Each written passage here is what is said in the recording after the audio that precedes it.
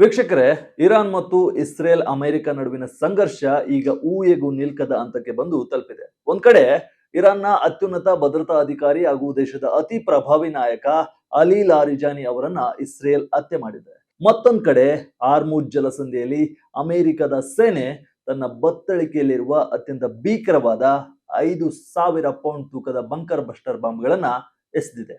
ಇಷ್ಟೇ ಅಲ್ಲ, ಈ ಯುದ್ಧದಲ್ಲಿ ಅಮೆರಿಕದ ಮಿತ್ರ ರಾಷ್ಟ್ರಗಳು ಅಧ್ಯಕ್ಷ ಡೊನಾಲ್ಡ್ ಟ್ರಂಪ್ ಅವರ ಕೈ ಬಿಟ್ಟಿವೆ. ಅಲಿ ಲಾರಿಜಾನಿ ಹತ್ಯೆ ಬೆನ್ನಲ್ಲೇ ಇರಾನ್ನ ಪ್ರತೀಕಾರಕ್ಕೆ ರೆಡಿಯಾಗಿದ್ದು, ಈ ಯುದ್ಧದ ಪರಿಣಾಮ ಬಡವ ಬಲ್ಲಿದ, ಜಾತಿ ಧರ್ಮ ಎಂಬ ಭೇದವಿಲ್ಲದೆ ಇಡೀ ಜಗತ್ತಿನ ಪ್ರತಿಯೊಬ್ಬರಿಗೂ ತಟ್ಟಲಿದೆ ಅಂತ ಎಚ್ಚರಿಕೆ ನೀಡಿದೆ. ಇರಾನ್ ವಿದೇಶಾಂಗ ಸಚಿವ ನೀಡಿರುವ ಎಚ್ಚರಿಕೆ ಇಡೀ ಜಗತ್ತನ್ನೇ ತಲ್ಲಣಗೊಳಿಸಿದೆ. ಮುಂದೆ ಇದು ಇರಾನ್ ಏನು ಮಾಡಲಿದೆ ಎಂಬ ಆತಂಕ ಎಲ್ಲರನ್ನು ಕಾಡ್ತಿದೆ. ಅಲ್ಲಿ ಏನೆಲ್ಲ ಆಗ್ತಿದೆ? ಇಸ್ರೇಲ್ ದಾಳಿಗೆ ಬಲಿಯಾದ ಅಲಿ ಲಾರಿಜಾನಿ ಯಾರು? ಅಮೆರಿಕ ಬಂಕರ್ ಬಸ್ಟರ್ ಬಾಂಬ್ ಬಳಸಿದ್ದಕ್ಕೆ ಏನದು ಬಂಕರ್ ಬಸ್ಟರ್ ಎಂಬುದನ್ನ ಈ ವಿಡಿಯೋದಲ್ಲಿ ನೋಡೋಣ ಬನ್ನಿ. ಯಾರು ಈ ಅಲಿ ಲಾರಿಜಾನಿ? ಇಸ್ರೇಲ್ ಟಾರ್ಗೆಟ್ ಆಗಿದ್ದು ಯಾಕೆ? ವೀಕ್ಷಕರೇ, ಮೊದಲಿಗೆ ಈಗ ಇರಾನ್ನಲ್ಲಿ ಆಗ್ತಿರೋ ಆ ಭಾರಿ ದೊಡ್ಡ ಬೆಳವಣಿಗೆಯ ಬಗ್ಗೆ ಮಾತನಾಡಿಬಿಡೋಣ. ಇರಾನ್ನ ಮತ್ತೊಂದು ದೊಡ್ಡ ತಲೆಯನ್ನ ಅಂದ್ರೆ ಟಾಪ್ 2 ಲೀಡರ್ ಅನ್ನ ಇಸ್ರೇಲ್ ಕತೆ ಮುಗಿಸಿದೆ. ಅಮೆರಿಕ ಮತ್ತು ಇಸ್ರೇಲ್ ವಿರುದ್ಧ ಇರಾನ್ನ ಯುದ್ಧ ತಂತ್ರಗಳನ್ನ ರೂಪಿಸುತ್ತಿದ್ದ, ಇರಾನ್ನ ಡಿಫ್ಯಾಕ್ಟೋ ನಾಯಕ ಎಂದೇ ಕರೆಯಲ್ಪಡುತ್ತಿದ್ದ 67 ವರ್ಷದ ಹಿರಿಯ ರಾಜಕಾರಣಿ ಹಾಗೂ ಭದ್ರತಾ ಅಧಿಕಾರಿ ಅಲಿ ಲಾರಿಜಾನಿ ಅವರನ್ನ ಇಸ್ರೇಲ್ ರಾತ್ರೋರಾತ್ರಿ ನಡೆಸಿದ ಏರ್ ಸ್ಟ್ರೈಕ್ ನಲ್ಲಿ ಹತ್ಯೆ ಮಾಡಿದೆ. ಈ ದಾಳಿಯಲ್ಲಿ ಲಾರಿಜಾನಿ ಜೊತೆಗೆ ಅವರ ಮಗ ಮತ್ತು ಬಸೀಸ್ ಕಮಾಂಡರ್ ಗೋಲ್ಮ್ರೇಜಾ ಸೊಲೆಮಾನಿ ಕೂಡ ಹತ್ಯೆಯಾಗಿದ್ದಾರೆ. ಈ ವಿಚಾರವನ್ನ Iran supreme national security council ಅಧಿಕೃತವಾಗಿ ಖಚಿತಪಡಿಸಿದೆ.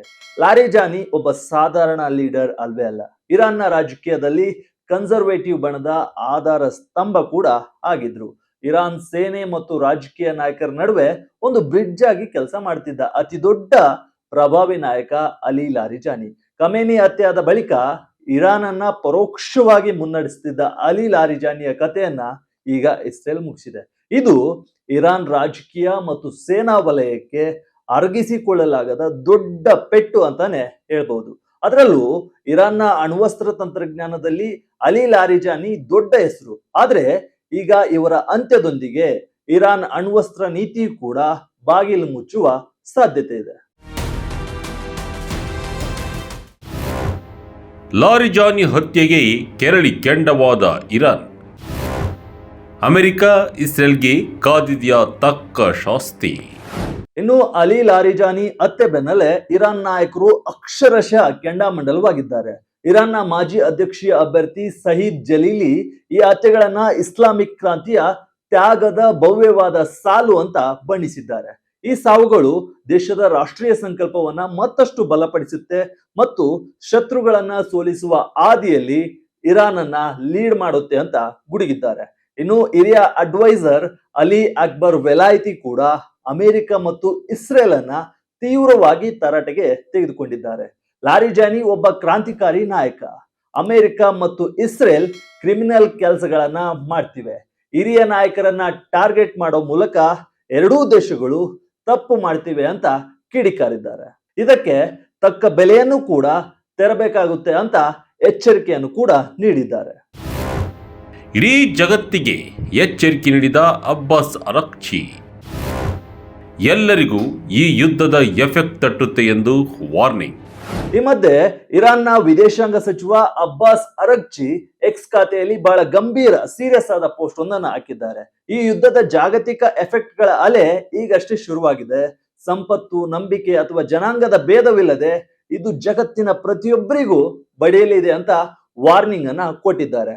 ಇದು ಇರಾನ್ ಮುಂದೇನು ಮಾಡಲಿದೆ ಎಂಬ ಸೂಚ್ಯ ಸಂದೇಶ ಅಂತ ಹೇಳಲಾಗ್ತಿದೆ. ಅದಲ್ಲದೆ ಯುರೋಪ್ ಮತ್ತು ಅಮೆರಿಕದ ಅಧಿಕಾರಿಗಳು ಇರಾನ್ ಮೇಲಿನ ಯುದ್ಧ ಅನ್ಯಾಯ ಅಂತಾನೆ ಹೇಳ್ತಿದ್ದಾರೆ.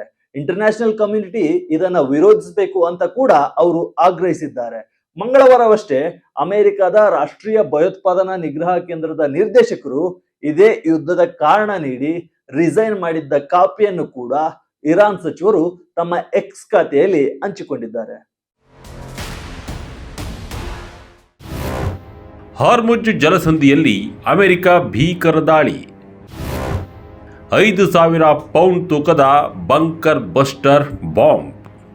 ಒಂದ್ ಕಡೆ ಇರಾನ್ ನಾಯಕರ ಆಕ್ರೋಶ ಭುಗಿಲೆದ್ದಿದ್ರೆ ಮತ್ತೊಂದ್ ಕಡೆ ಯುದ್ಧದ ಸ್ವರೂಪ ಅತ್ಯಂತ ಭೀಕರ ಹಂತಕ್ಕೆ ಹೋಗಿದೆ.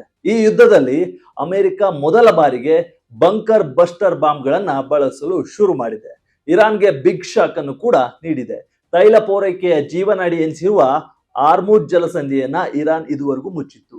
ಇಡೀ ಜಗತ್ತಿನ 1/5 ಭಾಗದಷ್ಟು ತೈಲ ಇದೇ ಮಾರ್ಗದಲ್ಲಿ ಸಾಗಬೇಕು. ಇದರಿಂದಾಗಿ ಜಾಗತಿಕ ಮಟ್ಟದಲ್ಲಿ ಕಡಲ ಸಂಚಾರ ಸಂಪೂರ್ಣ ಅಸ್ತವ್ಯಸ್ತವಾಗಿ ಇಂಧನ ಬೆಲೆಗಳು ಗಗನಕ್ಕೇರಿವೆ. ಈ ಮಾರ್ಗವನ್ನ ಹೇಗಾದ್ರೂ ಮಾಡಿ ಓಪನ್ ಮಾಡಲೇಬೇಕು ಅಂತ ಟ್ರಂಪ್ ನಿರ್ಧರಿಸಿ ಅಮೆರಿಕ ಸೇನೆ ಇರಾನ್ನ ಕರಾವಳಿಯ ಉದ್ದಕ್ಕೂ ಇರುವ ಕ್ಷಿಪಣಿ ನೆಲೆಗಳ ಮೇಲೆ ಭೀಕರ ಬಾಂಬ್ ದಾಳಿಯನ್ನ ನಡೆಸಿದೆ.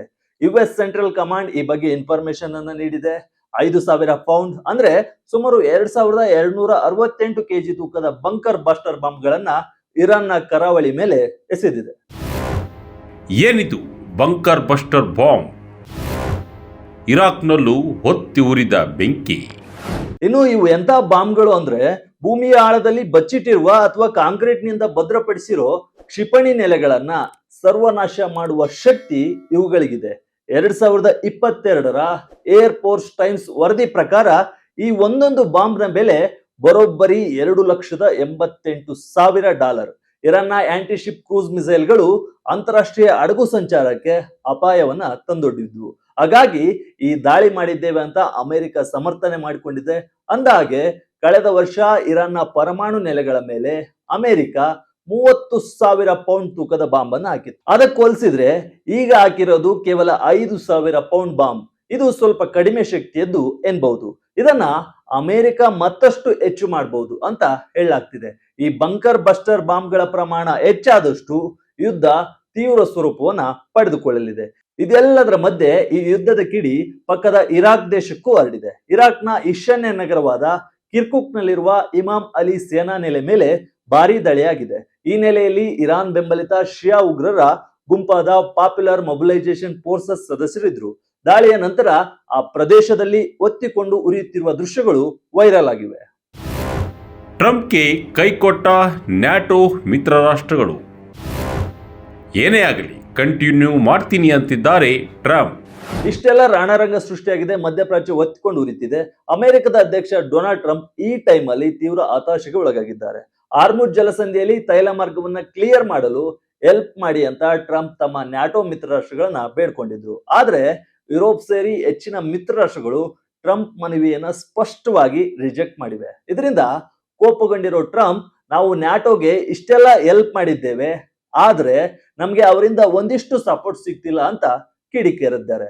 ಅವರು ಕನಿಷ್ಠ 1-2 ಮೈನ್ ಸ್ವೀಪರ್ ಗಳನ್ನ ಕಳಿಸಬಹುದು ಅಂತ ನಾನು ಅನ್ಕೊಂಡಿದ್ದೆ.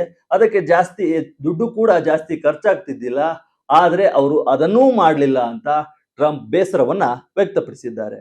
ಇನ್ನು ಇಡೀ ಜಗತ್ತಿನ ಒಳಿತಿಗಾಗಿಯೇ ನಾನು ಇರಾನ್ ವಿರುದ್ಧ ಯುದ್ಧ ಮಾಡ್ತಿದ್ದೇನೆ, ಜಗತ್ತಿಗೆ ನನ್ನ ಪ್ರಯತ್ನದ ಬೆಲೆ ಗೊತ್ತಾಗ್ತಿಲ್ಲ ಅಂತ ಬೇಸರವನ್ನು ಕೂಡ ವ್ಯಕ್ತಪಡಿಸಿದ್ದಾರೆ. ಇಸ್ರೇಲ್ ಪ್ರಧಾನಿ ಬೆಂಜಮಿನ್ ನೇತನ್ಯಾಹು ತಿಂಗಳುಗಳಿಂದ ಈ ಯುದ್ಧಕ್ಕೆ ಪ್ರಚೋದನೆ ನೀಡ್ತಿದ್ರು, ಆದ್ರೆ ಆಗ ಯುದ್ಧ ಶುರುವಾಗಿದ್ದಿಲ್ಲ. ಈ ಯುದ್ಧ ಶುರುವಾಗಿದ್ದು ಇರಾನ್ನ ಥ್ರೆಟ್ ಬಗ್ಗೆ ನನಗೆ ಆದ ಒಂದು ಅನುಭವದ ಮೇಲೆ ಈ ಯುದ್ಧ ಶುರುವಾಯಿತು.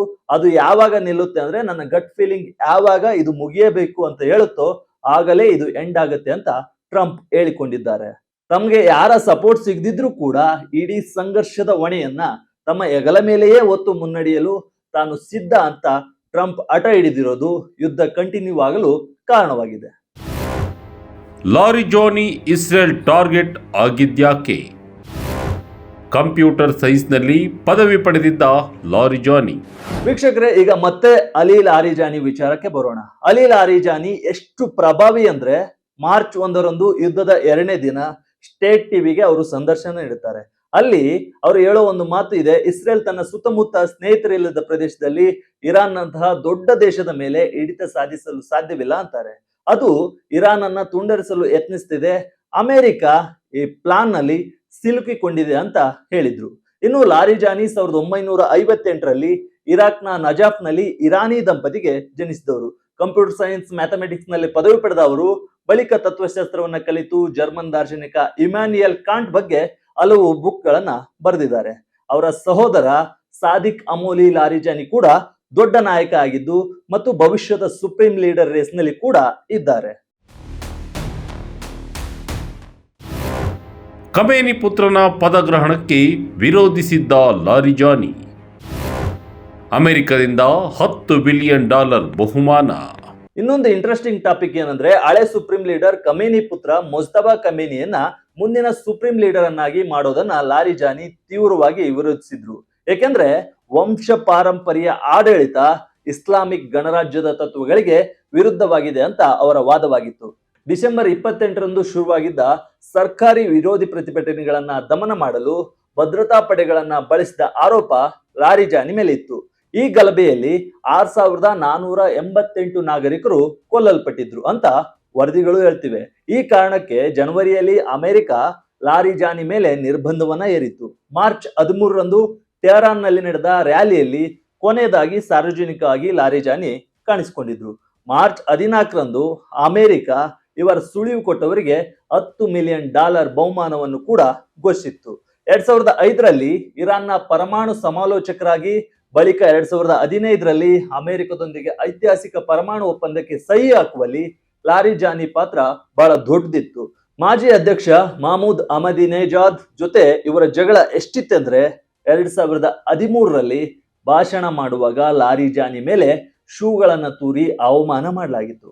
ಟ್ರಂಪ್ ತಮ್ಮ ಮೊದಲ ಅವಧಿಯಲ್ಲಿ ಪರಮಾಣು ಒಪ್ಪಂದದಿಂದ ಹಿಂದೆ ಸರಿದಾಗ ಲಾರಿಜಾನಿಯನ್ನ ರಾಜಕೀಯವಾಗಿ ಕಡೆಗಣಿಸಲಾಗಿತ್ತು. ಆದ್ರೆ ಈಗ ಲಾರಿಜಾನಿ ಅಂತ್ಯದೊಂದಿಗೆ ಇರಾನ್ ಪಡೆಗಳು ಅನಾಥವಾಗಿದ್ದು ಮುಂದೇನು ಮಾಡ್ತಾವೋ ಎಂಬ ಭಯ ಇಡೀ ಜಗತ್ತಿಗೆ ಕಾಡ್ತಿದೆ.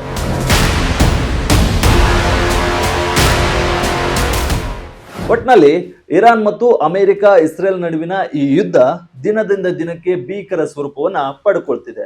ಅಲಿ ಲಾರಿಜಾನಿ ಅಂತ ಲೀಡರ್ ಹತ್ಯೆಯಿಂದ ಇರಾನ್ ರೊಚ್ಚಿಗೆದ್ದಿದ್ರೆ, ಆರ್ಮುಜ್ ಜಲಸಂಧಿಯಲ್ಲಿ ಅಮೆರಿಕದ ಬಾಂಬ್ ದಾಳಿ ಜಾಗತಿಕ ಆರ್ಥಿಕತೆಯನ್ನ ಬುಡಮೇಲು ಮಾಡುವ ಮುನ್ಸೂಚನೆ ನೀಡ್ತಿದೆ. ಮಿತ್ರ ರಾಷ್ಟ್ರಗಳ ಬೆಂಬಲವಿಲ್ಲದೆ ಟ್ರಂಪ್ ತೆಗೆದುಕೊಂಡಿರುವ ಈ ಏಕಾಂಗಿ ನಿರ್ಧಾರ ಜಗತ್ತನ್ನ ಎಲ್ಲಿಗೆ ಕೊಂಡೊಯ್ಯುತ್ತೆ ಎಂಬುದನ್ನ ಕಾದು ನೋಡ್ಬೇಕಿದೆ. ಇನ್ನು ಇರಾನ್ ವಿದೇಶಾಂಗ ಸಚಿವರು ಹೇಳಿದಂತೆ ಈ ಯುದ್ಧದ ಶಾಕ್ ಕೇವಲ ಮಧ್ಯಪ್ರಾಚ್ಯಕ್ಕೆ ಸೀಮಿತವಾಗಿಲ್ಲ, ಜಗತ್ತಿನ ಪ್ರತಿಯೊಬ್ಬರ ಮನೆ ಬಾಗಿಲಿಗೂ ತಟ್ಟೋದು ಪಕ್ಕ. ಇದು ವಿಜಯ ಕರ್ನಾಟಕ ವಿಶೇಷ. ಇದೇ ರೀತಿಯ ಹೆಚ್ಚಿನ ವಿಡಿಯೋಗಳಿಗಾಗಿ ವಿಜಯ ಕರ್ನಾಟಕ ವೆಬ್ ಅನ್ನ ಫಾಲೋ ಮಾಡಿ, ಲೈಕ್ ಮಾಡಿ, ಶೇರ್ ಮಾಡಿ. ಧನ್ಯವಾದ.